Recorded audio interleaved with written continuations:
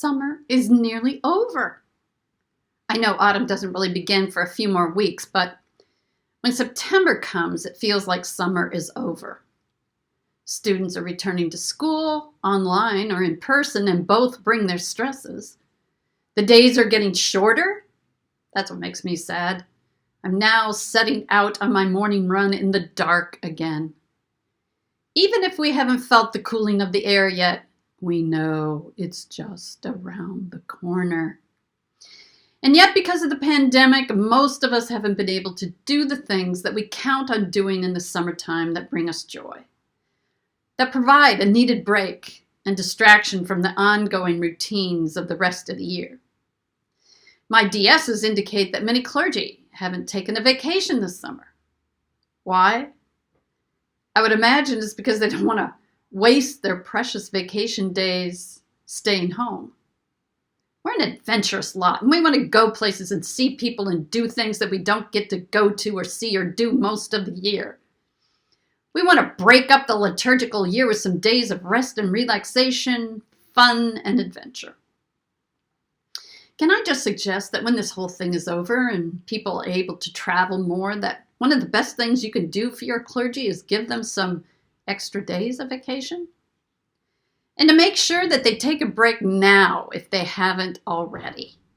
Otherwise, it might be a long winter of discontent. Recently, I was reading about the concern that the pandemic potentially may cause an epidemic of depression and anxiety. Certainly, we've all known our anxious moments.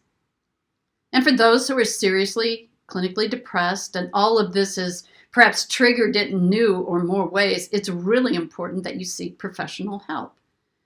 For clergy, we have the Employee Assistance Program with our health insurance, and it's there if you need it. But what I was reading suggested that what most of us are experiencing isn't depression, but boredom. I was surprised by that. How can I be bored? I'm working hard every day. I was supposed to retire September 1 and then become the ecumenical officer for the denomination. But now I'm both the resident bishop of Northern Illinois until the end of the year, plus the ecumenical officer. I'm not complaining. I'm just saying, how can I be bored if I'm so busy? The pandemic is the perfect recipe for boredom.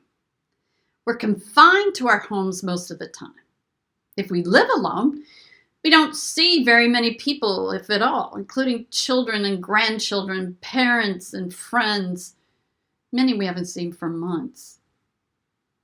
Eating out is seriously restricted as a diversion from our own cooking. I know some of you enjoy the summer for outdoor concerts, fairs, and other annual events, most of which have been canceled for this year. Maybe boredom doesn't have anything to do with busyness. Maybe it has everything to do with the reduced mental interaction that normally comes through the casual and unexpected human encounters, or the social stimulation that spontaneously happens at the kitchen table in our office where we don't go to yet, or an adventure into a favorite or a new place in the world, or just a break from it all. And now we've missed many of these opportunities as the end of summer comes. I wonder if the lack of professional and soon school sports for the last 6 months also has caused boredom. It's a commonly enjoyed diversion or escape for a few hours that has brought joy to many people and something that's been counted on from week to week. But I wonder also if we're reluctant to give ourselves permission to enjoy the simple things we do have in life when there are so many disasters and pain and suffering going on around us.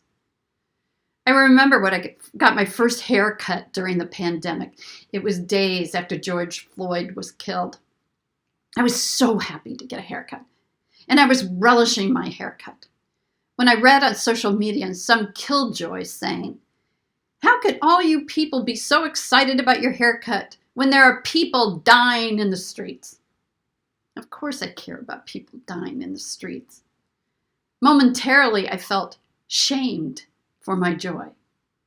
But I believe that I actually have more capacity for compassion and action if I allow myself moments and opportunities of simple joy in the midst of this otherwise difficult time.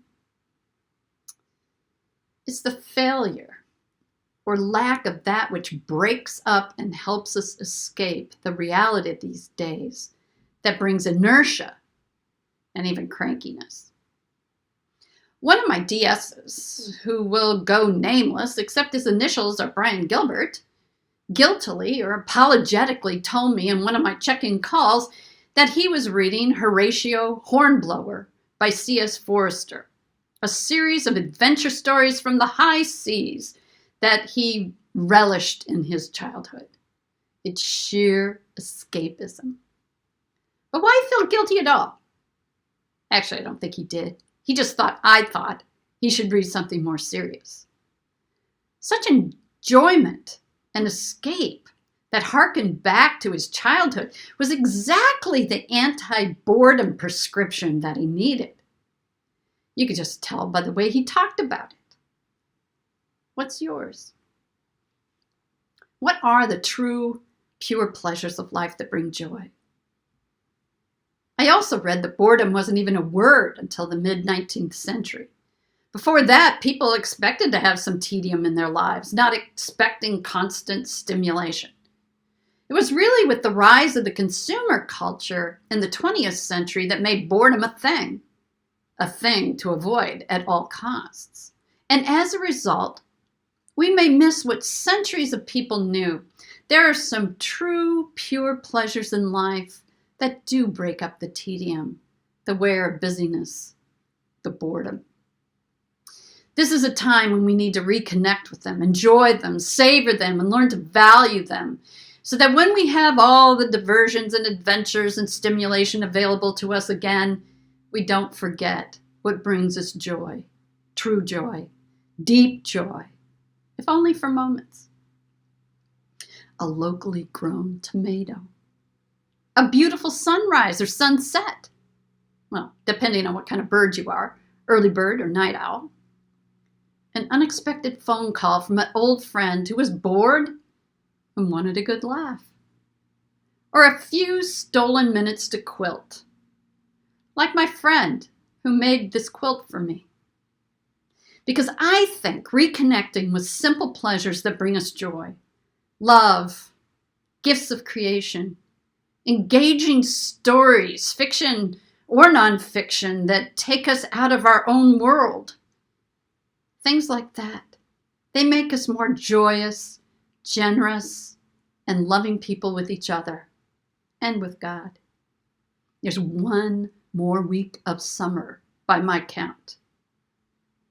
Count your blessings. Name them one by one. It's an old hymn.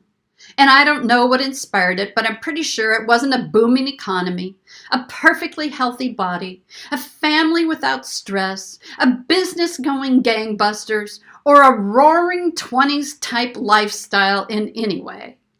I'd guess it was a time in history and in someone's life where people were struggling. Maybe they were bored with the monotony that even busyness can bring. Make this last week of summer count. Find your joy.